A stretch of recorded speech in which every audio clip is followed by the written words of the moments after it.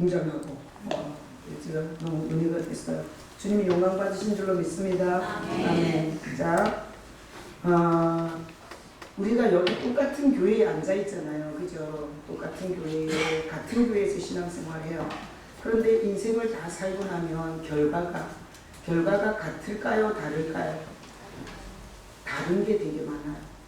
그래서 같은 교회에 있지만 인생의 결과는 완전히 다를 수 있어요. 왜 그런가 하면 여기 앉아 있다고 해서 똑같은 방향을 향해서 출발하지 않았을 수가 있는 거예요. 방향이 틀려.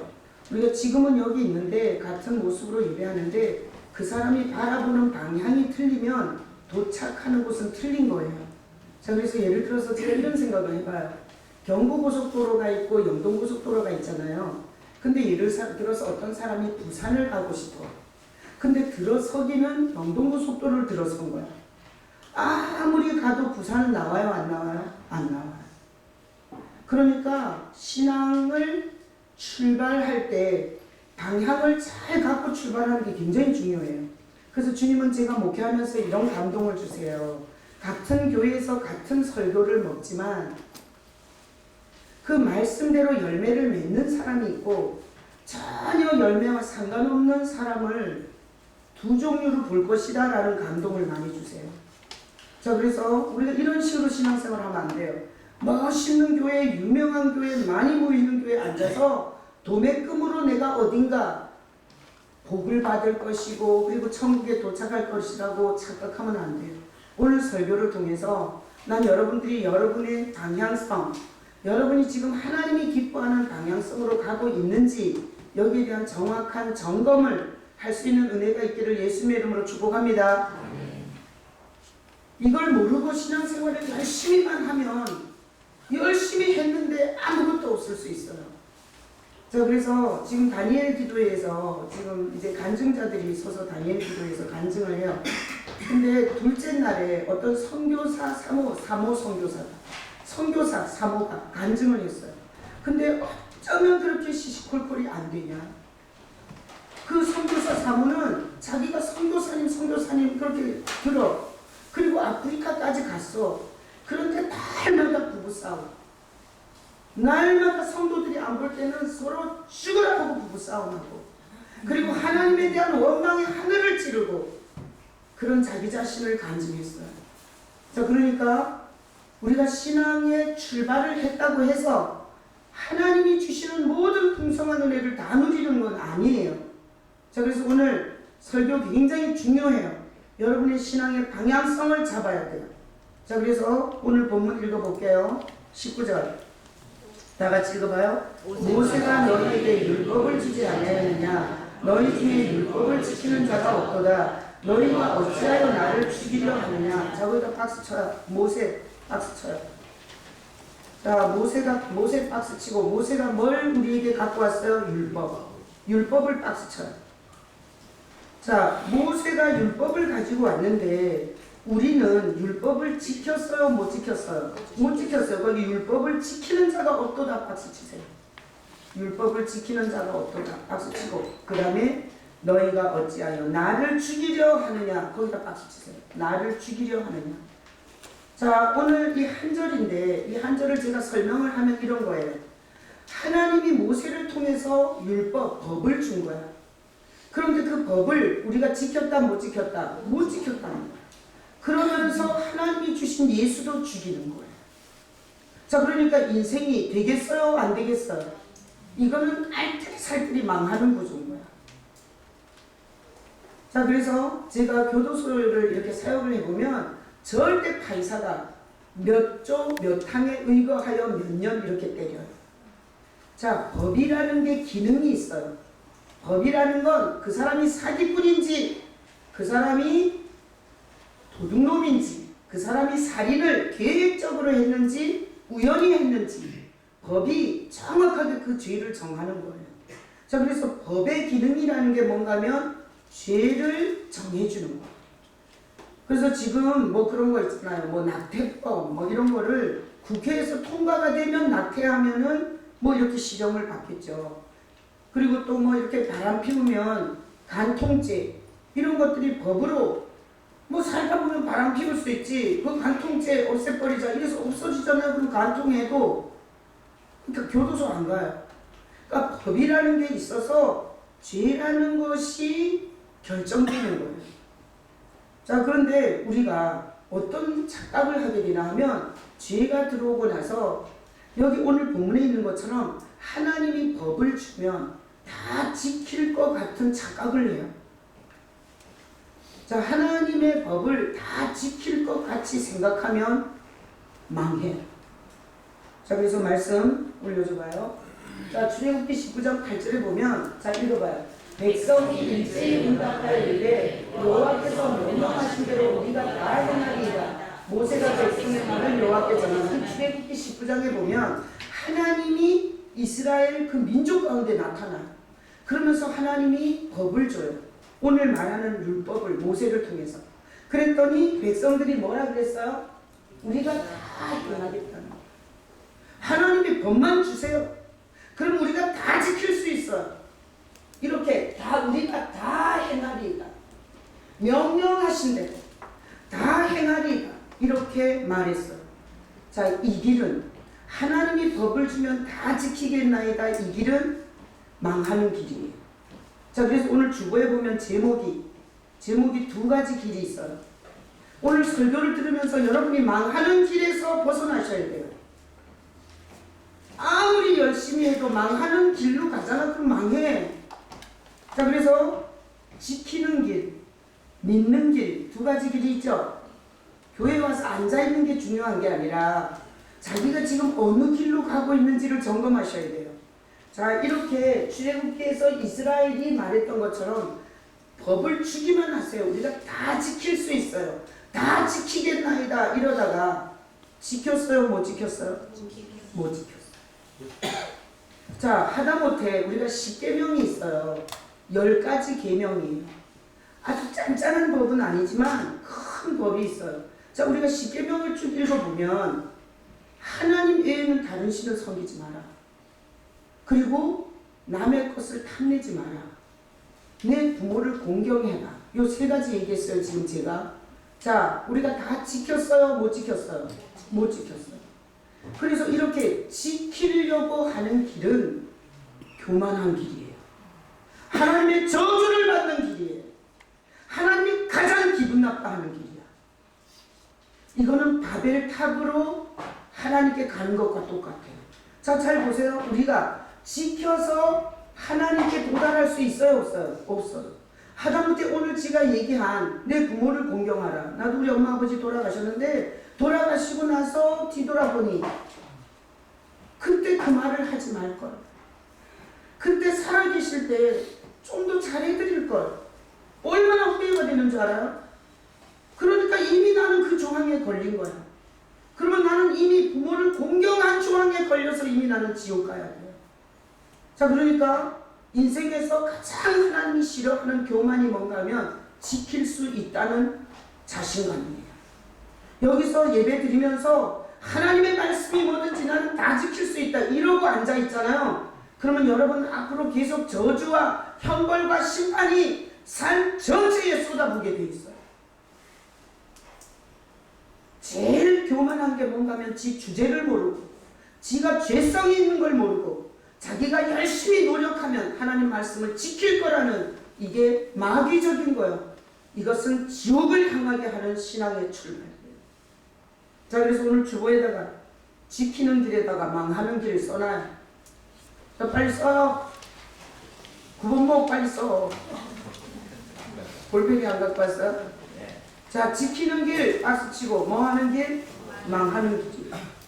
여러분 속에서 1%라도 지키려는 의지가 없어져야 돼요. 지키려는 의지가. 자, 그래서 이래요. 왜 망하냐?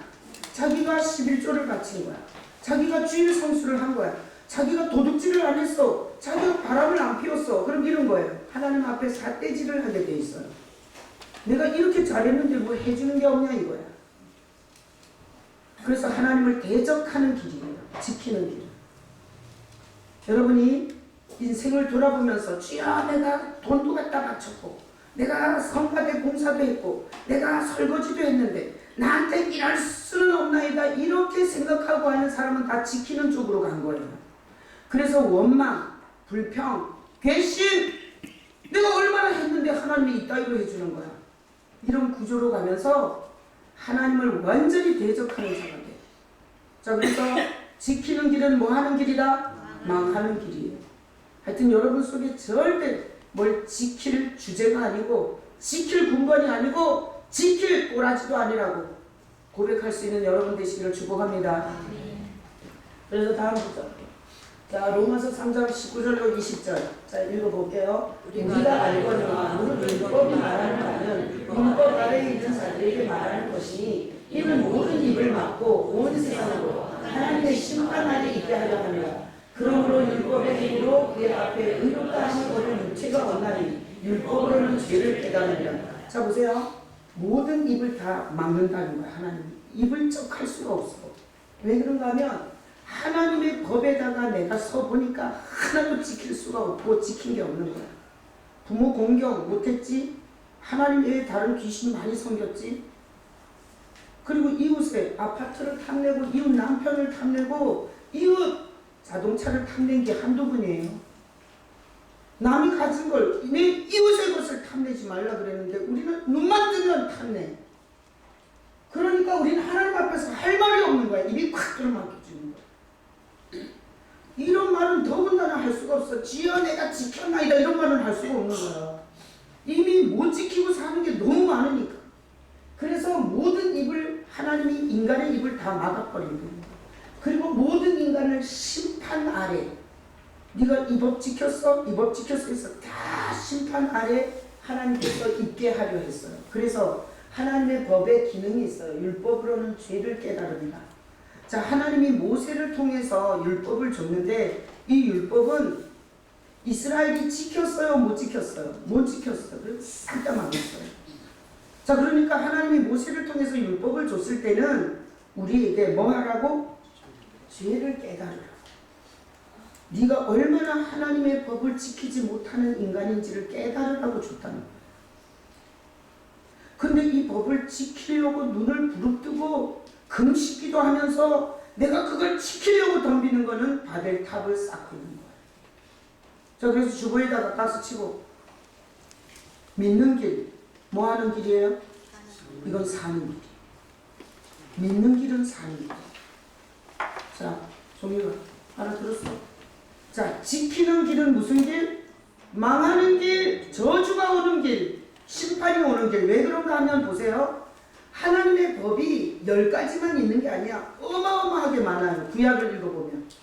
근데 그 어마어마한 법에서 이게 다 지키고 한 가지만 어겼어. 그러면 죄의 값으로 저주와 형벌과 심판이 오게 돼 있어요. 그 한 가지 때문에. 자기가 10가지 중에 9가지를 지킨 게 중요한 게 아니에요. 죄는 반드시 저주와 형벌과 심판을 끌어오게 돼 있어요. 작은 죄라도. 그러니까 지키는 길로 가면 계속 저주와 심판과 형벌이 와야 돼요. 그래서 법의 기능은 죄를 깨닫는 거예요. 그래서 제가 교도소 사역을 이렇게 많이 다니잖아요. 그래서 교도소에 가서 죄수들을 만나보면 다 민법, 형법, 그리고 무슨 법 몇 조 몇 항에 의해서 실형 몇 년 다 있어요. 판사가 그냥 때리는 게 아니야. 뭘 근거로 때려요? 법을 근거로 때려요. 그 조항을 정확하게 말하고 그리고 실형 몇 년, 집행유예 몇 년 이렇게 때리는 거예요. 자, 그러니까 법은 죄를 드러내주는 거예요. 그래서 하나님의 이 법도 우리가 죄인이라는 걸 깨닫게 하는 기능을 갖고 있어요. 자, 그래서 하나님의 성경을 읽으면서 내가 이대로 지켜서 천국 가야지, 내가 이걸 열심히 읽어서 천국 가야지 이러면 그날부터 저주와 형벌과 심판이 어마어마하게 올 거예요. 자, 지키려고 하는 길은 뭐 하는 길이라? 망하는 길이라. 그러면 어떻게 해야 되냐? 이 길만이 살 길이에요. 자, 말씀 로마서 3장 21절로 22절 읽어봐요. 이제는 율법 외에 하나님의 한 의가 나타났으니 율법과 선지자들에게 증거를 받은 것이라. 곧 예수 그리스도를 믿음으로 말미암아 모든 믿는 자에게 미치는 하나님의 의니 차별이 없느니라. 자, 이거 보세요. 율법 외에 한 의가 왔다는 거예요. 시켜서 자기 공로로, 자기 똑똑한 머리로, 자기 의로 이루는 의가 아니라 하나님이 이 율법으로 지켜서 얻는 의 말고 다른 의를 우리에게 가지고 왔다는 거예요. 자, 그분이 누구예요? 예수님. 자, 그러니 우리가 하나님의 법 아래 거울 앞에 선 것처럼 서보면 여러 가지 조항에 다 걸려서 우리는 뭐예요? 죄인이에요. 근데 그 죄인은 계속 형벌과 저주와 심판과 되는 일이 없어야 돼요. 그래서 인생이 너무너무 꿀꿀한데 여기 하나님의 의가 예수 그리스도가 오셔서 이 하나님의 의를 모든 믿는 자에게 차별 없이 네가 바람 피웠냐? 그럼 못 줘. 이러는 게 아닌 거예요. 네가 도둑질했냐? 그래서 니는 안 줄 거야. 이런 게 아닌 거예요. 자, 예수 그리스도를 믿는 모든 자에게 하나님이 자기 의를 그냥 줘버리는 거예요. 그래서 과거에 여자를 한 50명 섭렵한 바람꾼도 내가 얼마나 못돼 처먹었는지를 고백하고 하나님의 의인 예수님을 받아들이면 하나님께서 그 사람을 의롭다 하는 거예요. 자, 그래서 우리가 신앙생활을 하면서 내가 뭘 했고 이런 식으로 말하는 사람은 거의가 망하는 길로 가는 언어예요. 그게. 자, 사는 길, 믿는 길로 가는 사람은 이런 거예요. 오늘 아침에도 마누라하고 싸웠어요. 내가 회사에서 난 정말 성격 더럽다는 얘기 많이 들어요. 그래서 나 같은 인간이 감히 하나님 앞에 뭐 천국이 있다 그러면 거기 갈 주제가 안 돼요. 그런데 하나님이 내가 받아야 할 저주와 형벌을 십자가에서 다 받고 그리고 그 예수님의 보혈로 나를 하나님이 의롭다 하신대요. 그래서 내가 얼마나 감사한지 몰라요. 아무것도 한 게 없는데 하나님이 내가 부탁한 적도 없는데 나 대신 죽고 그리고 나를 의롭다 해준대요. 나는 이 복음을 듣는 순간에 설레서 미칠 것 같아요. 지금까지 하나님 것을 도둑질한 게 얼마며 주의를 내 마음대로 쓴 게 얼마며 그리고 사람들한테 내 기분과 감정에 의해서 얼마나 못된 욕을 많이 하고 내 욕심으로 이렇게 살아왔는데 그래서 과거를 가서 지울 수도 없는데 하나님이 예수 안에서 하나님의 의를 주신대요.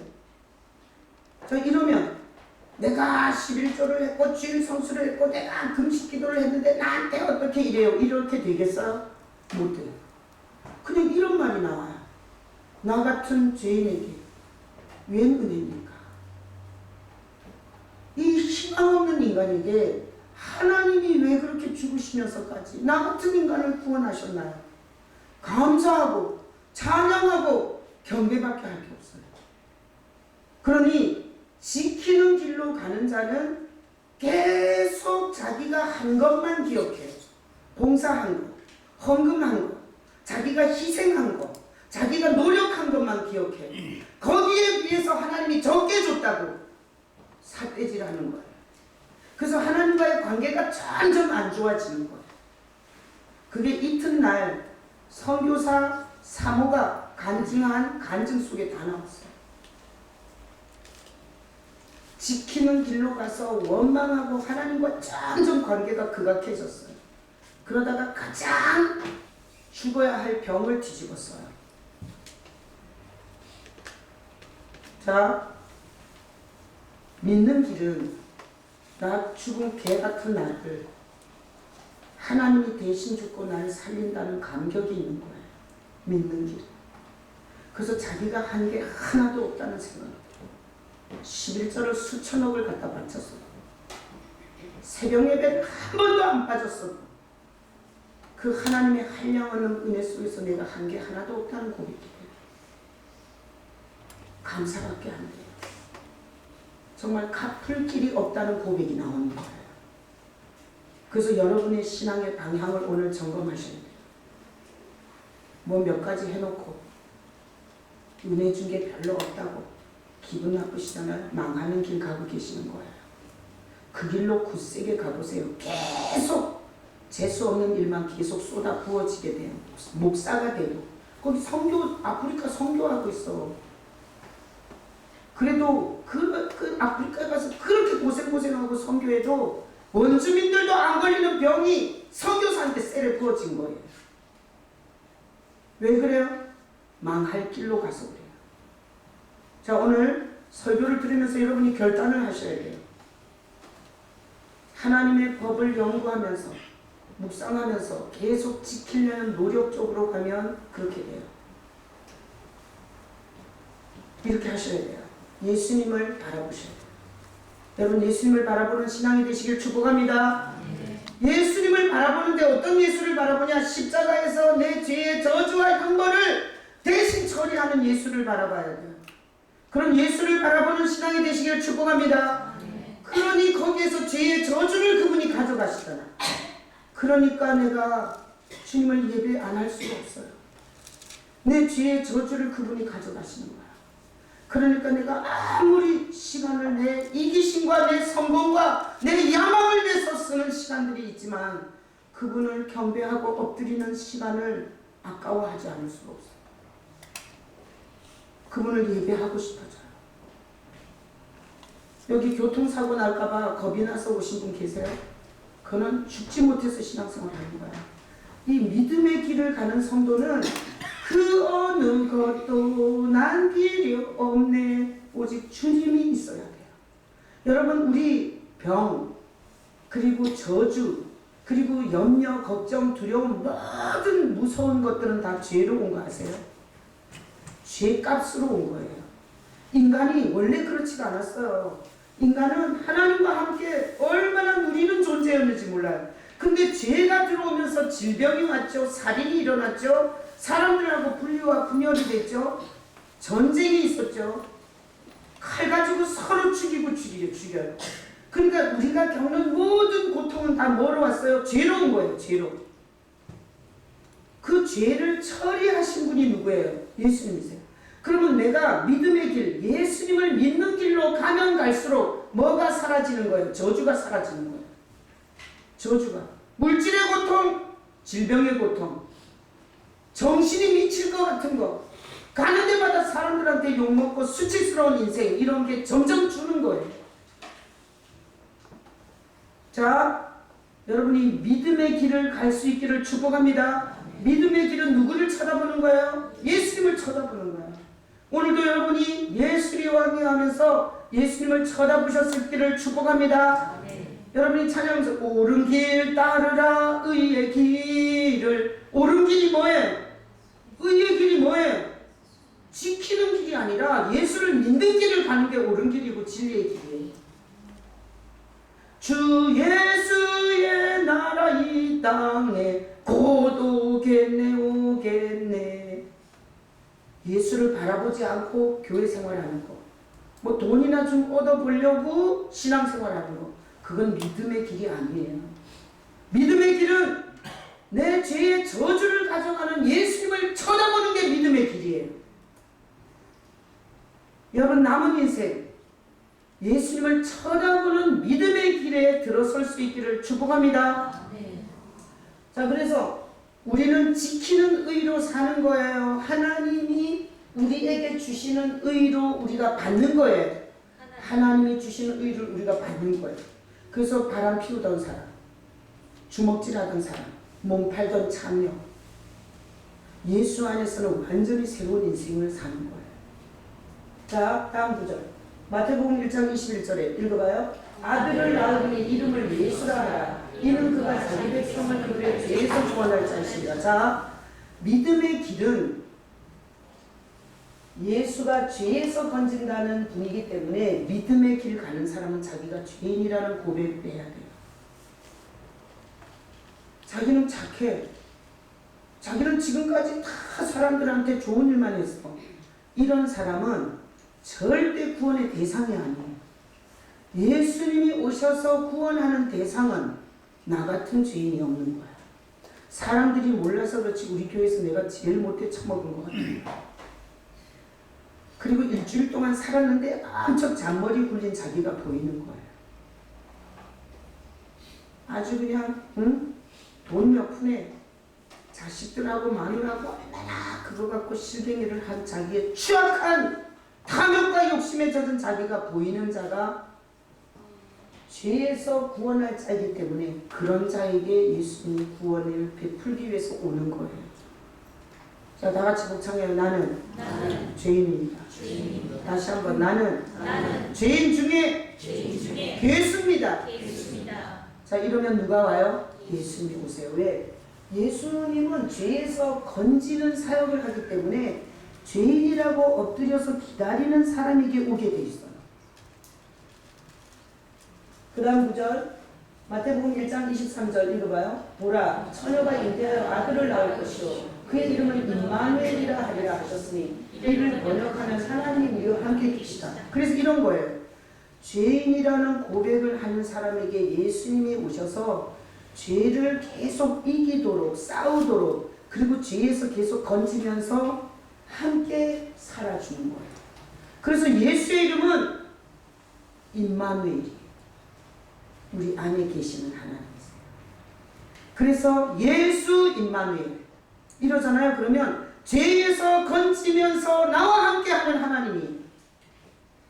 그래서 교회 건물만 다니면서 개폰만 재고 직분만 받아가지고 예수가 없어. 그러면 이런 간증자가 되는 거예요. 나는 30여 년을 새벽 기도했고 불철주야 11조를 갖다 바쳤고 내가 아프리카에 가서 선교를 얼마나 했고 그랬는데 하나님이 온갖 저주의 병을 나한테 세려 부었고 그리고 우리 자식들은 미쳐서 길거리를 돌아다니고 우린 결국 부부가 이혼했습니다. 이런 간증을 할 거예요. 자, 예수 임마누엘이 죄에서 건지면서 우리를 안 떠나는 거야. 우리와 함께하는 하나님. 예수님이 누군지 아시겠어요? 예수 임마누엘. 여러분이 날마다 넘어지고 날마다 부족하고 나 같은 인간에게 소망과 희망이 없다는 이런 고백이 있으면 예수님은 그 사람에게 풍성하게 오실 수 있어요. 왜 거기서 던져줘야 되니까? 그러면서 임마누엘 하나님이 함께 해주는 거예요. 자, 이게 믿음의 길이에요. 그래서 교회에서 빈탕, 죽정이, 종교지 이거는 망해요. 계속 망해요. 오래 다닐수록 더 망해. 나중에는 하나님을 욕하고 죽을 거예요. 근데 이 믿음의 길은 예수님과 함께이기 때문에 문제를 자꾸 풀게 돼 있어요. 어려운 문제를 주님이 자꾸 풀어줘요. 생각나게 해줘요. 욕심은 내려놓게 해요. 그리고 방법을 가르쳐줘요. 믿음의 길을 가는 사람은 말이 틀려요. 오늘 우리 김창국 집사님이 강릉에서 6시에 출발해갖고 6시 8분에 출발해서 여기 8시쯤 도착했어요. 그러니까 한 160, 170씩 밟은 거예요. 여기 김창국 집사님이 그렇게 온다 그래서 내가 자동차 갖고 한번 나도 그렇게 갈 수 있나 한번 도전해봤어. 도전! 그리고 내 수원 톨게이트를 빠져나왔는데 나는 대관령까지도 2시간에 못 가겠대. 저분이 얼마나 날아서 눈이 오거나 비가 오면 저절로 기도가 돼요. 보호해달라. 근데 이분이 와서 이런 얘기를 하더라고요. 과수원이 있어요. 과수원이 거창한 건 아니고 땅이 하도 안 팔려갖고 나무를 심었어요. 사과나무, 대추나무, 감나무 그렇게 많이 심어놨대요. 나도 못 가봤어요. 근데 거기 나무들이 크니까 이제 지지대를 세워야 되잖아. 근데 지지대를 세워야 되는데 사다리를 혼자 타고 올라가서 마누라도 출근하고 없으니까 혼자 사다리를 타고 올라가서 그 나무 높이만 한 이 쇠를 박아야 되는 거야. 거기다 가지를 묶고 해야 되니까. 그런데 김종수사에 이렇게 얘기하는 거야. 자기가 혼자 사다리를 타고 올라갔다 넘어지면 어떡하냐. 위험하고. 그래서 거기서 주님 내가 이걸 좀 쉽게 할 수 있는 방법이 없습니까? 이랬대요. 그랬더니 생각나더래요. 옆에 보니까 쇠 파이프가 하나 이만한 게 있는데 그거를 갖다가 이게 땅을 먼저 구멍을 뚫었대요. 그리고 나서 쇠 파이프를 그 나무 지지대를 하니까 나무 지지대가 원래 이렇게 큰데 김창수는 조그마하잖아요. 길을 잡는데 이따만한 거를 이만큼 미리 파갖고 거기다 쏙 집어넣고 그 다음에 거기를 이렇게 하니까 세상에 단단하게 사다리도 없이 혼자서 그걸 세웠대는 거야. 그러면서 오자마자 이러는 거야. 주님의 은혜를 주셔서 이거 가족 예배 때 나눈다 그랬는데 내가 나눈다 그랬는데 나눌 게 없어졌네. 혼자서 사다리 타고 그렇게 위험하게 일하는 현장에서 사다리를 한 번도 안 쓰고 그 일을 다 했다는 거야. 그래서 오늘 가족 예배 때 이거 나눌 거래요. 저는 어떻게 들리는 줄 알아요? 지키는 종교적 죽음의 길, 형식과 빈탕과 쭉정이로 종교 짓을 하는 길을 안 가는구나. 삶의 현장에서 함께 해주는 예수님의 믿는 길을 가고 계시는구나. 그렇게 생각했어요. 자, 지키는 길로 가는 인간은 공식밖에 몰라. 공식밖에. 그런데 믿음의 길을 가는 사람은 자기가 어떤 현장에 서든지 거기서 하나님의 아이템을 줘요. 그리고 욕심부리다가 미쳐 죽을 것 같은 거는 내려놓으라고 가르쳐줘요. 그리고 이렇게 말하더라고요. 자기가 그 일을 다 마쳐야 됩니다. 근데 더하면 몸이 고장날 것 같대요. 더하면. 그래서 거기서 스톱하고 그만뒀대요. 자, 사람들이 암이 걸릴 때 왜 그런 줄 알아요? 어떤 일이 있어갖고 자기 기운 이상을 쓰다가 딱 부러지는 거예요. 그때 우리는 다 암세포를 갖고 있어요. 근데 너무 지나치게 하다가 그게 확 발병이 되는 거예요. 내가 선교사가 자기 딸 짐을 싸는데 그 여름에 에어컨도 없는 방에서 자기 딸 짐을 몇 시간을 싼 거예요. 그러니까 이석증이 딱 오더라고요. 여러분, 이석증이 그냥 오는 게 아니에요. 그 단계에서 멈췄어야 되는데 인간이 욕심으로 그 단계 이상을 하다가 끊어지는 거예요. 근데 김천국 주사님, 안 그랬으면 오늘 예배 못 왔어요. 그거 다 박았으면. 근데 중간에 여기까지 해라. 그런 감동을 받아서 거기서 깔끔하게 딱 내려놓고 왔대요. 그러니까 기운이 남아가지고 지금 2시간 운전해서 예배 온 거 아니에요? 지키는 길로 가는 망하는 길로 가는 인간은 어디서 멈추고 어디서 절제를 해야 될지를 몰라. 그래서 인생을 미련 곰탱이처럼 살다가 그렇게 열심히 살았는데 되는 일이 없는 거야.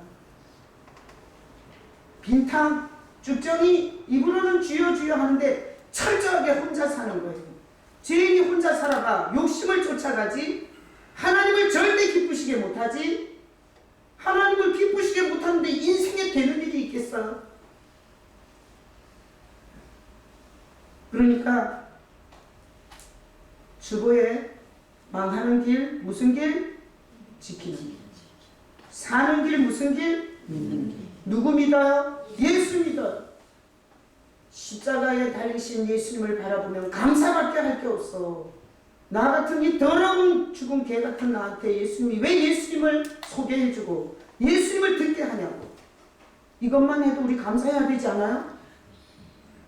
그래서 내가 한 개 생각나는 게 아니라 나 같은 인간을 어떻게 예수 믿게 해주셨나. 여기에 눈물이 나는 거고 여기에 헌금도 하는 거고 헌신도 하는 거예요. 여러분이 믿는 자가 되시기를 축복합니다. 그래서 망한 인간들이 성경에 나와. 다음 구절. 자, 마태복음 27장 1, 2절 읽어봐요. 새벽에 모든 대제사장과 백성의 장로들이 예수를 죽이려고 함께 인도하고 결박하여 끌고 가서 총독 빌라도에게 넘겨주니라. 자, 보세요. 대제사장과 백성의 장로들은 어느 길로 간 거예요? 지키는 길로 가는 거예요. 지키는 길로 가는데 예수라고 하나님이라면서 안식일을 안 지키는 거야. 예수가 지가 하나님이라고 하면서 죄인들하고 같이 노는 거야. 왜? 자기네는 지키는 자들인데 지키는 자들은 장려하고 놀면 안 돼. 지키는 자들은 깨끗하고 거룩한 인간들하고만 놀아야 돼. 그런데 예수가 죄인들하고 장로들하고 같이 노는 걸 보고 이 지키는 대제사장과 장로들이 예수를 죽이려고 하고 결국 죽인 거예요. 그래서 지키는 길로 가는 자는 반드시 예수를 죽이도록 돼 있어요. 예수를 죽이도록 돼 있어. 어떤 식으로? 자, 제가 성도들한테 정직하게 사세요. 사랑하고 사세요. 손에 손 잡고 벽을 넘어서 사랑합시다. 여러분 사랑한다고 고백하세요. 이런 식으로 하잖아요. 그러면 예수를 죽인 거예요. 왜? 아니 교회가 죄 용서받는 곳이야. 교회는 돈 걷어서 건물 짓는 데가 아니에요. 교회의 정체성은 일주일 내내 죄 지은 인간이 죄 용서받으러 오는 곳이에요. 여기 와서 죄 용서를 받으면 죄로 말미암아 저주와 심판이 안 오는 거예요. 그래서 하나님이 새벽 예배도 만들어 놓고 수요 예배도 만들어 놓고 죄 짓고 심판과 저주가 오기 전에 형벌이 오기 전에 와서 빨리빨리 죄 용서를 받을 수 있도록 많은 예배를 만들어 놓고 그리고 많은 교회를 세워놓은 거예요. 근데 교회가 예수님 설교도 안 하지, 그리고 예수님이 가장 주도적으로 하는 죄인을 구원하고 용서하는 이 메시지를 안 해요. 그러다 보니까 예수를 죽이는 거예요. 그래서 우리는 두 종류의 교회가 있는 거예요. 성도들을 계속 가르치는 거야. 뭐하게 살라고, 착하게 살라고, 그리고 금식기도 하라고, 주일 빼먹지 말라고, 11조 하라고, 이렇게 계속 가르치는 교회에서는 예수 설교한다 안 한다? 안 해요. 이건 예수를 대놓고 죽이는 거예요. 자, 오늘 제가 설교하면서 예수님에 대해서 설교해야 안 해요? 해요. 예수를 살리는 거예요? 죽이는 거예요? 살리는 거예요. 하나님이 기뻐할까요? 진노할까요? 기뻐해요. 하나님은 이런 간증을 기뻐하지 않아. 사업을 했는데 대박 터졌습니다. 부동산을 샀는데 10배 올려주셨습니다. 이런 거에 하나님이 영광 받지 않아요. 그건 또 귀신이나 무당들, 저 불교 신자에도 다 그렇게 얘기해요. 하나님이 가장 영광 받는 건 뭔가 하면 죄인이 내 죄를 위해서 하나님이 나 대신 죽으셨습니다. 하나님이 나에게 그 하나님의 의를 주셨습니다. 예수 가장 귀한 그 이름, 이렇게 우리가 예수 그리스도를 고백하고 시인하고 그 주님을 찬양할 때 하나님이 최고의 영광을 받는 거예요. 믿음의 길을 가는 자는 예수님께 영광을 나타내게 되어 있어요. 하나님이 요래 하늘에서 보실 때 이렇게 모여서 예배하는 게 중요한 게 아니야.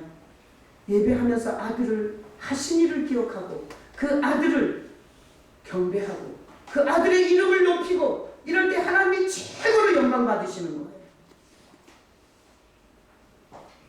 그래서 이 대제사장과 장로들 종교의 탈을 쓰고 종교를 뜯어먹고 종교에서 돈을 얻고 종교로 출세를 한 이들은 지키는 길로 갔어요.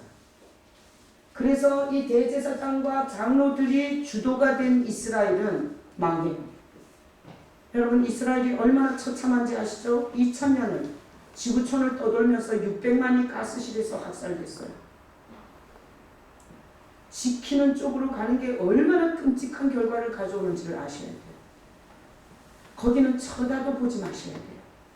오늘 이 설교를 듣는 사랑하는 성도들이요, 지키는 쪽으로는 쳐다도 보지 마시기를 축복합니다. 교만 중에 최고의 교만이 지키려고 하는 거예요.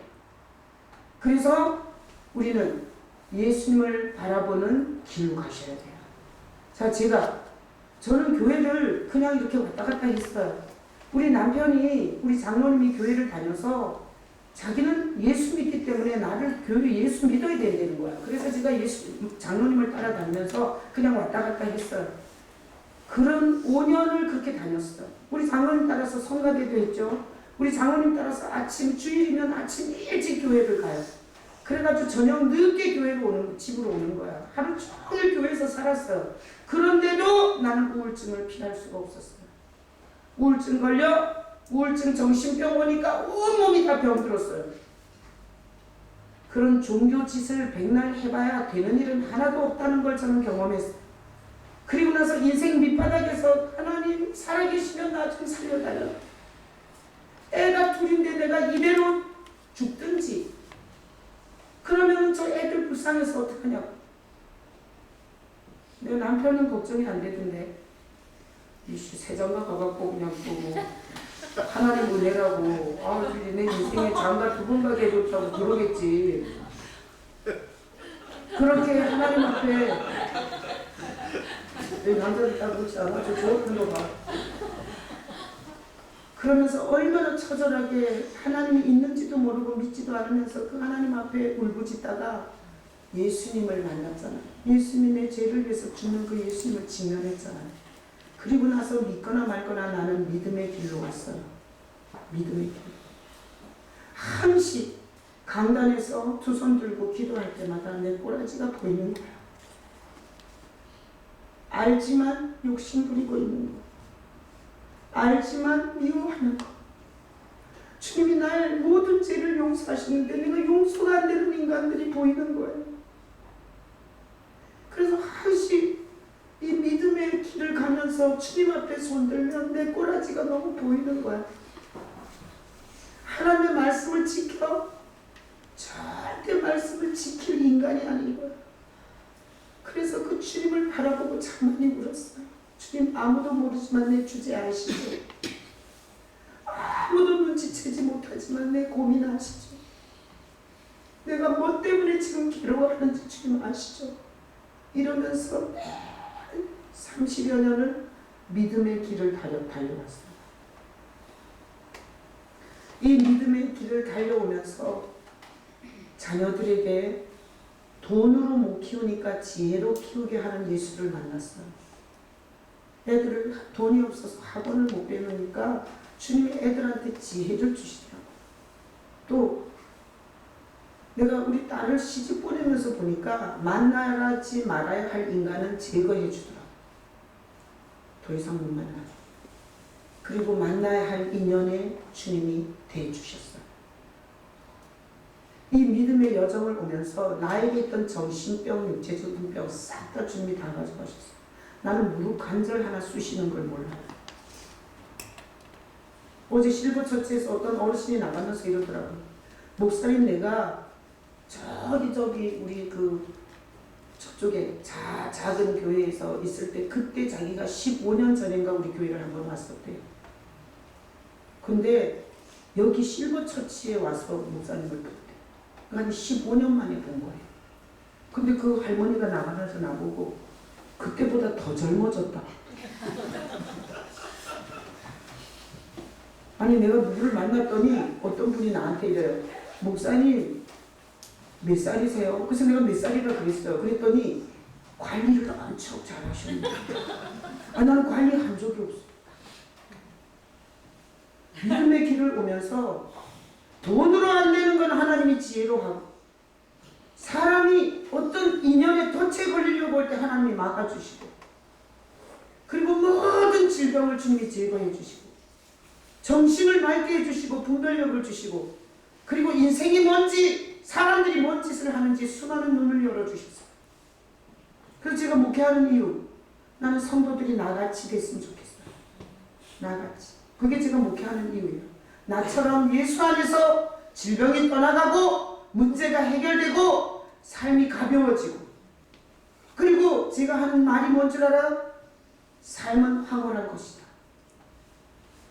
내가 이 가을에 갈 데도 없지만 내가 단풍 이렇게 보면서 내가 고백해요. 삶은 황홀한 것입니다. 왜 그런 줄 알아요? 예수님이 임마누엘로 여기 나와 함께 하시니까 그것 때문에 그렇지 무슨 돈이 뭐 많아지고 뭐 무슨 줄세를 하고 이래서가 아니에요. 그래서 잘 살든 못 살든 믿음의 길을 가는 성도들이 이런 고백을 하는 걸 보고 싶어요. 삶은 황홀한 것입니다. 그래서 내가 보니까 다니엘 기도에서 간증하는 사람 중에 종교인이라 끔찍한 고통을 당하는 간증자들이 보이더라고요. 그래서 이 믿음의 길을 가면서 제가 다니엘 기도가 시작될 때 이렇게 기도했어요. 주님, 첫 시간에 믿음의 기념비를 세우라 그러더라고요. 그 오륜교회 담임 목사님이신 김은호 목사님. 그래서 그냥 메시지로 받았어요. 이 다니엘 기간 21일 동안 주님께서 나에게 어떤 기념비를 세우게 하겠구나. 주님 나에게 어떤 기념비를 세우실 겁니까? 근데 둘째 날에 그 선교사 종교 생활하다가 미쳐 죽는 그 선교사 간증을 들으면서 주님 종교와 그리스도는 완전히 다르다. 봤냐? 그러시고 그 다음 셋째 날인가 넷째 날인가 이 제주도에 있는 목사님이 한라에서 백두까지 자기 그 하나님이 주신 그 꿈을 얘기하면서 저 시베리아, 유럽까지 우리나라에서부터 유럽까지 뻗치는 환상을 가지고 기도를 시키더라고요. 근데 그날 하나님이 완전히 성령으로 완전히 확 덮어 씌우는 경험을 했어요. 그러면서 제가 여러분 들으셨죠? 내가 여기서 교회 은퇴하고 나면 북한에 가서 내가 교회를 개척한다고 맨날 떠들었어요. 근데 나는 성도들 문제에 빠지고 교회 목회에 빠져가지고 그걸 새까맣게 잊어버렸어요. 근데 그 순간에 막 성령이 임하면서 내가 통일이 되면 북한에 교회를 세우겠다 한 말씀, 그 꿈을 딱 생각나게 하셨어요. 그래서 제가 그날 엄청 울었어요. 내 삶에 지치고 현실에 빠져서 내가 하나님께 말했던 그 비전, 그 꿈을 내가 잊어버리고 있었습니다. 그러면서 그날 엄청 많이 울었어요. 그리고 나서 그 다음날 탈북자가 간증을 하는 거야. 탈북자가 너무나 먹을 것이 없어서 석탄차에 올라가지고 가족들이 다 굶어 죽으니까 그래서 그 석탄을 훔쳐서 팔아가지고 연명을 하는 거야. 그 석탄차를 그날도 올라갔다가 다리 잘리고 손 잘리고 기차가 완전히 자기 다리를 지나가 버린 거예요. 떨어져가지고. 그래서 그 간증을 하면서 얼마나 이게 약도 없이 썩어 문드러지는 그 고통스러운 다리를 마취도 안 하고 톱으로 그 다리를 잘라냈대요. 손목을 잘라내고. 그러고도 또 굶으니까. 그러고도 그 잘린 다리, 잘린 손목을 가지고 그 석탄차를 또 탔었대요. 그래야 살 수 있는 사회였대 거기가. 그래서 우여곡절 끝에 자기가 남한에 와서 그 지성화라는 그 간증자가 이러는 거예요. 목발을 뒤로 흔들면서 너무나 불쌍하다는 거예요. 탈북민들이 중국에서 중국 사람이 인신매매 당해갖고 중국 남자의 애를 얼마나 많이 임신하는지 모르는 거예요. 그것도 지 새끼라고 버리지 못하고 그 새끼를 보고 싶어하고 그래서 개돼지처럼 족쇄에 매여갖고 끊임없이 남자들의 성폭행을 당하는 이런 인신매매 현장, 그 현장에서 자기가 남한에 내려와서 뭔 사역을 할까 생각하다가 구출 사역을 하겠다라는 생각이 들었대요. 그래서 지금 중국 땅을 떠돌고 그 공안을 피해서 국경을 메고 있는 그 사람들에게 200만 원이면 한 명을 한국으로 데리고 올 수 있대요. 그래서 자기네가 200만 원이 있었는데 그걸 갖고 한 명을 구출을 했대요.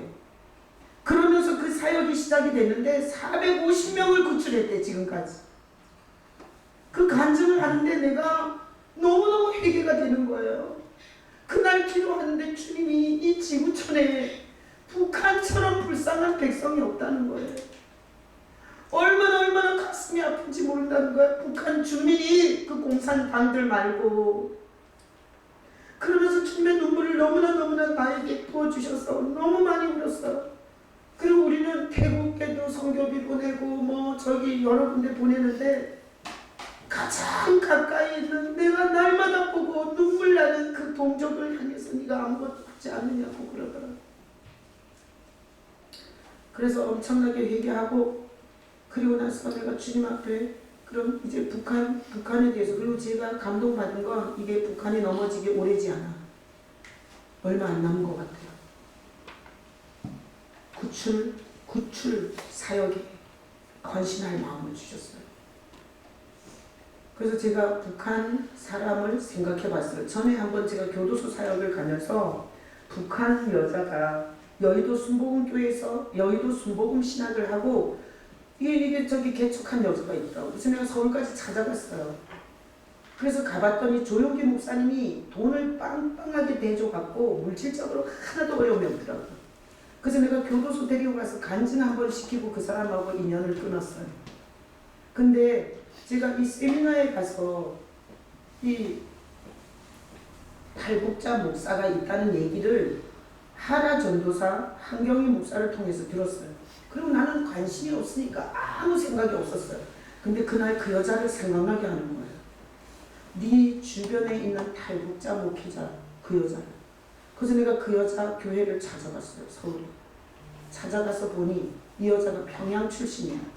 근데 이게 지도를 벽에다 붙여놓고 자기 고향 평양 거기다가 깃발을 하나 꼽아놓고 통일이 되면 반드시 자기 친족과 자기 가족에게 가서 복음을 전하겠다고 깃발을 꼽아놓고 기도하고 있더라고요. 내가 그걸 보고 너무 가슴이 아팠어요. 그 여자한테 또 점심을 먹으면서 얘기를 들어보니까 자기가 남편과 아들 둘보다 6년 먼저 탈북을 했대요. 정말 저 미얀마, 태국, 하여튼 라오스까지 걸어서 정말 극한을 초월해서 자기가 탈출을 했대요. 그렇게 해가지고 한국에 와서 돈을 시골하고 벌어갖고 돈을 북한에 보내갖고 남편하고 자식하고 중국까지는 왔대요. 근데 중국까지 왔는데 자기가 사도신경과 주기도문을 적어가지고 갖다 줬대요. 당신이 그리고 너네들이 한국에 무사히 올 수 있는 길은 사도신경과 주기도문을 외우는 방법밖에 없다. 하나님이 도와줘야 올 수 있다. 그랬더니 거기서 진짜 신앙이라니 뭔지도 모르는데 사도신경과 주기도문을 외우면서 기다리다가 아들 둘하고 남편하고 다 넘어갔더라고요. 그래서 지금은 교회를 하면서 같이 가족이 있어요. 근데 이런 얘기를 하는 거예요. 내가 물어봤어요. 한국에 와서 힘들지 않냐. 한국은 정말 돈 벌기 너무 힘들다. 그래서 북한은 이렇게 똑같이 나눠 먹으니까 좋지 않았냐. 여기서 너무 힘드니까 거기 생각이 나지 않냐. 이랬더니 이 여자가 이러는 거예요. 이 자유민주 경제가 너무너무 자기는 이게 천국이라는 거예요. 북한에서는 아무리 열심히 해도 돌아오는 게 없었고 굶어 죽는 길밖에 없었다는 거야. 그 평양 시내에 있는 특권층 애에는 그 애는 인간 취급도 안 하고 그건 개돼지 취급을 한대요. 그래서 북한은 지옥이고 여기는 천국이라고 생각한대. 여기는 내가 열심히 벌면 다 수고의 대가가 돌아온다는 거야. 탈북자들이 이 교회 가서 얻어쳐먹고 저 교회 가서 얻어쳐먹고 이러면서 거지로 살아서 그렇지. 어디든지 일자리가 있고 일하면 다 소득이 있고 이런 좋은 사회가 어디 있냐는 거야.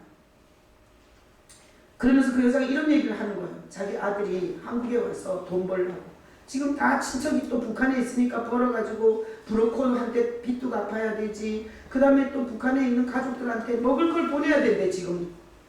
그래가지고 돈을 열심히 벌어야 되니까 둘째 아들이 배달했대. 오토바이 배달. 그러다가 자동차하고 정면으로 충돌해갖고 이 얼굴이 반이 나갔대요. 그 자리에서 즉살해서 죽었어야 되는데 어떻게 심장이 뛰고 있더라는 거야.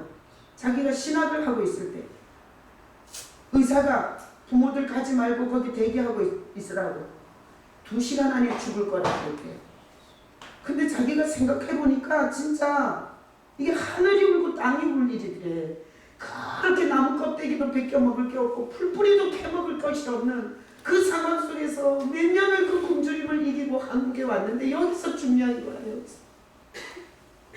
그래서 하나님 앞에 하나님 내가 시작한다고 아들 따뜻한 밥 한 그릇 못 해줬는데 그 아들이 지금 죽는다고. 북한에서 굶어도 안 죽은 아들이 한국에 와서 사고로 죽는다고. 내가 저 새끼 보내놓고 나서 내가 어떻게 가슴에 묻고 어떻게 살겠냐고. 그렇게 하나님 앞에 기도하는데 하나님이 나는 죽일 수도 있지만 살릴 수도 있다. 걱정하지 마라 그러더래요. 병원에서. 그래갖고 그 하나님을 붙잡고 남편한테 얘기했대. 우리 아들은 살릴 거라. 그랬더니 남편이 미쳤냐 그러더래. 미쳤. 자기가 생각해보니까 하나님 앞에 약속한 게 전도지 찬송 100장을 인쇄해 놓고 자기가 하나님이 죽일 수도 있고 살릴 수도 있다고 하면서 하나님이 살려줄 거라는 감동을 줘서 너무 감사해서 주님 내가 뭐 할까요? 그런데 그 전도지 1400장이 생각났대요. 그래서 병원에다가 그 전도지 1400장을 며칠 만에 다 돌렸대요. 병원에서는 너도 넓적넓적 받더라는 거예요. 그리고 나서 아들이 2시간이 지났는데도 안 죽어. 며칠이 지나도 안 죽어. 그러니까 의사가 불러가지고 이 얼굴이 완전히 함몰되고 없는데 혹시나 얘가 죽을 거지만 그래도 살아서 일어나서 자기가 거울을 보면 너무 충격을 받고 이 후폭풍이 더 심하다. 그러니까 얼굴 복원 수술을 지금 뭐 죽었으니까 아픈 줄도 모르고 수술하기 좋다고 얼굴 복원 수술을 하자 그러대요. 그래갖고 그러라 했대요. 그래갖고 애가 죽은 애를 얼굴 보건 수술을 했대요. 그래서 그 아이는 살아서 지금 다시 배달하고 있대요. 그래서 내가 물어봤어요. 얼굴에 흉터가 있냐고. 그랬더니 이 여자가 이렇게 얘기를 하는 거야. 하나도 없대. 어떻게 그렇게 말끔하게 행복해졌는지 모른다. 그래서 자기 일생 정말 예수님을 증거하고 자기 고향 사람들한테 복음 전하는 게 소원이래. 그래서 내가 그 여자 만났죠. 그래서 내가 주님께서 감동하는 대로 그 여자 사역에 탈북자들이 여기 갔다 저기 갔다 난리가 뭐 좀 주면 왔다가 또 딴 교회 갔다 그런대. 난 그러거나 말거나 몇 명 있냐 그랬더니 한 15명 예배 드린대. 그러면 자기 가족 4명에다가 나머지는 뭐 지 아들 친구 뭐 그렇겠지 뭐 뻔하지 개척교회. 그래서 내가 그 자리에서 선교 지원을 약속했어요. 그리고 어제 보내줬어요. 그리고 그 구출 사역을 하는 지성호 사무실로 갔어요. 옛날 극동방송 빌딩에서 김장환 목사님이 공짜로 사무실을 내어줘갖고 쫓겨날 판에 글이 들어가 있더라고요. 근데 보니까 그 지성호하고 동생이 그 이제 사무실을 탈북자들하고 그 사무실을 하더라고요. 근데 그 지성호는 이제 간증하러 말이 다르니까 없었고 그 동생이 있었어요. 그 동생이 딱 보니 탈북자야. 일단 조그매. 새크네. 그리고 말.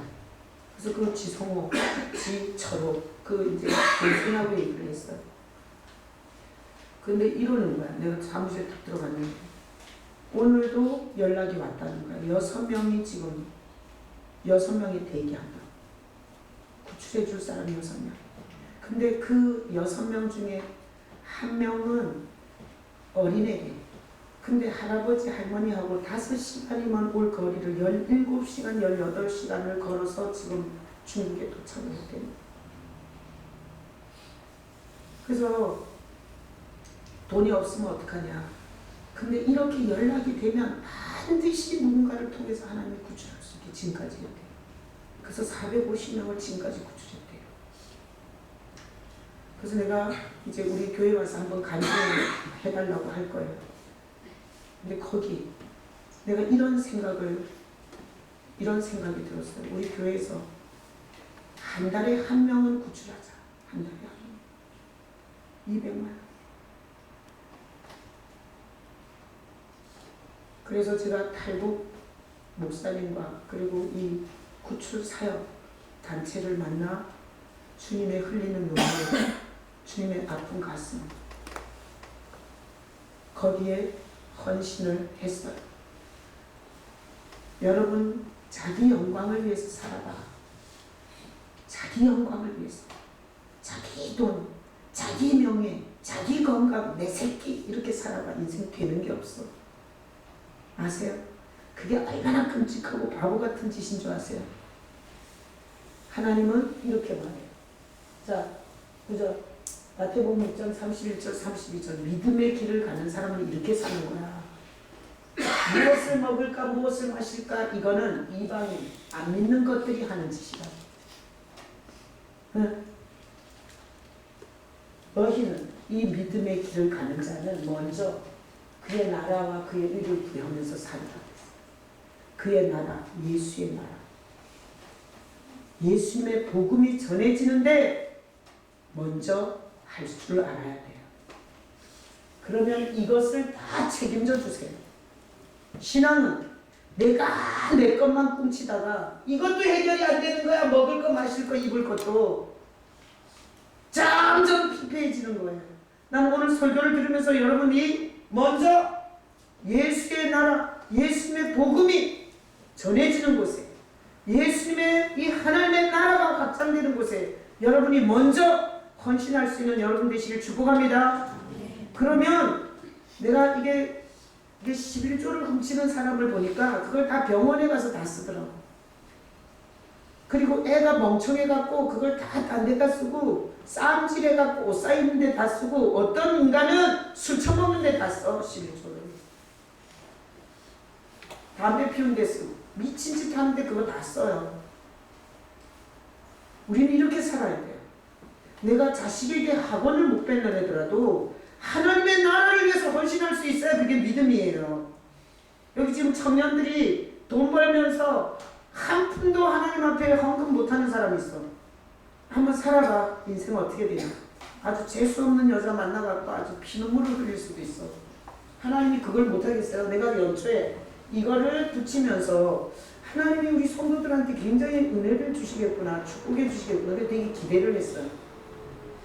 자 보세요. 하나님 나라, 예수를 위하여 집이나 아내나 형제나 부모나 자녀를 버린 자는, 버리는 게 아니라 이건 우선순위를 말하는 거야.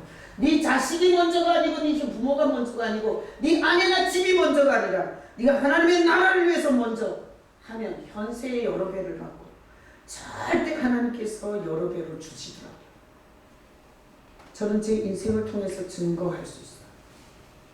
여러 배를 현세에서 받고 그리고 내세의 구원을 절대 받게 해주는 거예요. 구원을 받게. 그래서 유다는 이런 거예요. 돈 따라가다가 기회주의자가 돼서 구원에서 떨어진 거예요. 나는 오늘 이 설교를 들으면서 여러분이 이 하나님의 눈물이 있는 구출 사역에 여러분이 헌신, 헌금 여러분 할 수 있는 믿음이 생기기를 축복합니다. 한번 해보셔. 하나님이 어떻게 하시나. 자, 다음 구절. 누가복음 17장 17절로 19절. 예수께서 대답하여 이르시되 10사람이 다 깨끗함을 받지 않느냐. 예수님이 10명의 문둥이를 다 깨끗하게 고쳐줬어요. 그랬더니 9명은 다 갈 길을 가버렸어요. 그래서 돌아온 자는 1명밖에 없었어요. 그래서 예수님이 9은 다 어디 갔냐 그랬어요. 1명이 돌아왔잖아요. 예수님이 내 믿음이 너를 구원하였느니라. 구원은 예수님께 돌아온 자에게 주는 거예요. 그래서 여기가 돈 놓고 돈 먹는 데인 줄 알고 자기 수익만, 자기 이익만 살뜰히 살뜰히 챙겨봐. 유다처럼 결정적인 순간에 하나님께서 구원을 못 받게 하실 거예요. 근데 우리가 사는 게 다 고달퍼. 이자도 갚아야 되고 학원도 보내야 되고 그리고 내 건강 관리도 해야 되고 건강식품도 먹어야 돼요. 근데 한번 여러분 오늘 설교 듣고 한번 해보세요. 먼저 하나님이 기뻐하는 일에 먼저 헌신해 보세요. 골치 아픈 일을 주님께서 훨씬 간단하게 해결해 주고요. 자녀들의 인생 책임져 주고요. 그리고 정말 좋은 사람 만나게 해주고요. 미친 짓 하면서 돈 날아가지 않게 막아줘요. 여러분 돈 많이 벌면 뭐예요? 나중에 메뚜기가 와서 확 먹어버리면 하나도 못 써보고 날리는 거예요. 아주 인생을 잘 사는 방법이 뭔지 알아요? 우선순위를 주님을 기쁘시게 드리는 걸 먼저 하셔야 돼요. 그래서 주님께서 계속 감동하세요. 네가 성도들이 축복받게 하려면 성도들한테 11조 생활하라고 설교해야 된다. 하나님 것을 도둑질에 처먹으면서 하나님의 은혜를 구한다는 게 말이 돼요? 하나님은 오히려 그걸 시험해보래. 하나님께 드리고 나서 하나님이 어떻게 하는지를 경험할 수 있게 해드리겠다는 거예요. 그래서 오늘 이 설교를 통해서 믿음의 길을 가시기를 축복합니다. 그리고 믿음의 길을 가면서 예수의 나라, 하나님 나라를 위해서 헌신하세요. 그리고 여러분들이 꽁쳐놓은 거 구출 사역에 쓰세요. 내가 볼 때는 1, 2년 안에 끝나. 1, 2년 안에. 왜 그런 줄 알아요? 제가 이 말씀을 받고 그리고 텔레비전을 우연히 돌리다 보니까 동독이 30주년 됐더라고요. 동독이 그 무너진 게. 근데 그걸 보게 하시는 거예요. 거기서 갑자기 희한한 움직임이 있어갖고 그 장벽이 무너진 거예요. 베를린 장벽이. 그걸 듣게 하시더니 어제 그 우간다에서 온 총회장인 남자가 어제 했는데 너무 짧게 했어요. 근데 그 우간다 그 남자에서 메시지를 주시더라고요. 여러분 우간다가 이디 아민이라는 미친 대통령 때문에 망한 거예요. 30만이 학살을 당했어요. 근데 그 이디 아민을 이렇게 얘기하는 거야 어제. 이디 아민이 진짜 못돼 처먹은 대통령 때문에 우리나라가 이렇게 됐는데 갑자기 이디 아민을 갑자기 그 세력과 그 힘이 쓰러져 버리고 우리 우간다가 회복이 됐다. 그게 메시지입니다. 하나님이 하시면 제가 난리를 치다가 갑자기 하나님이 제거할 수 있어요. 그래서 우리는 하나님이 아주 기회를, 많지 않은 기회를 주는 것 같아요. 구출사역에. 난 여러분들이 기도하시면서 감동이 되시면 옷 좀 덜 사 입고 먹을 것 좀 줄여서 하나님의 나라를 위해서 헌신 한번 해봐요. 그리고 정신이 얼마나 편안해지는지, 하나님이 그 헌신에 대해서 어떤 식으로 역사하는지, 아니면 막힌 폐문을 안 열어주겠어요? 고질병은 안 낫게 해주겠냐? 하나님의 하나님 나라에 대한 헌신에 대해서 절대 착취해 먹고 훔쳐먹고 입 닦으실 분이 아니에요. 영상 보겠습니다.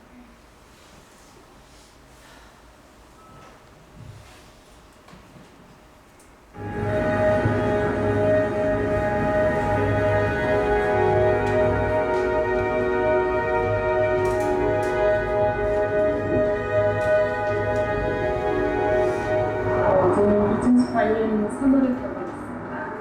중국건강에 잡혀서 정말 이제 국성이 되느냐 죽느냐 하는 이런 분위기에 있는데 정말 구세주 같은 성길이 꽂혀서 저희를 살려줍니다.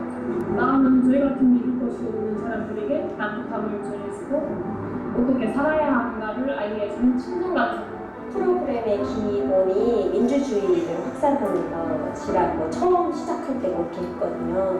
과연 우리가 북한 땅의 민주주의를 실현할 수 있을까? 그래서 이런 프로그램을 통해서 우리가 그 땅을 잊지 않다는 생각을 시시각각 계속 가다듬는 것도 중요하고요. 나오는 정기적으로 북한 입국 캠페인을 하고 있고 현재까지 약 450명의 탈북자 구출을 해왔습니다. 남북한 청년들을 민주주의 활동가로 키우는 교육도 진행하고 있고요. 국내외에서 활발한 증언 활동도 하고 있죠. 저는 북한의 자유를 위해서 내가 전달해서 할 수 있는 최선을 다하겠습니다. 중요한 것은 여러분들이 북한을 위해서 함께 해줄 때 북한 주민들의 자유가 있을 것이라고 생각합니다. 여러분 동참해주세요.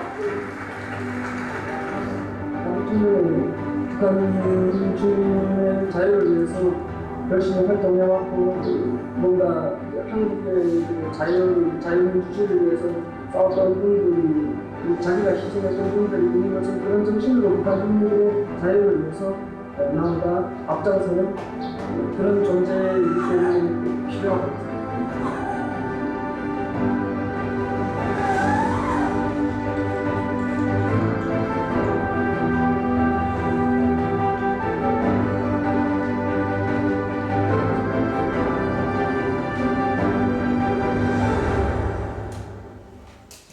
제가 이 나우 이 선교단체에 가서 놀란 게 거기서 1년에 한 번씩 내는 회지가 있었어요. 근데 진짜 한국교회가 몇 교회가 안 돼요. 거의 대부분 안 돼요.